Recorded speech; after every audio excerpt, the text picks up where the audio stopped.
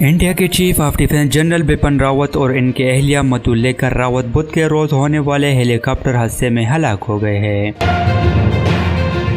حادثے میں کل ملا کر 13 افراد ہلاک ہوئے ہیں۔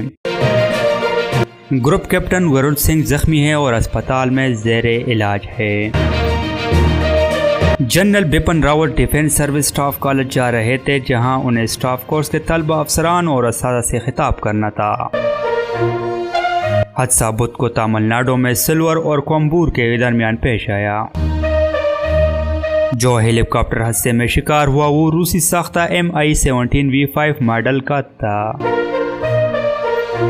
آل انڈیا کے مطابق وزیر دفاع راج ناتھ سنگھ جمعرات کے پارلیمنٹ میں اس حادثے کے بارے میں مزید معلومات دیں گے۔ انہوں نے نئی دہلی میں جنرل بپن راوت کی رہائش گاہ پر ان کے اہلیہ سے ملاقات بھی کی۔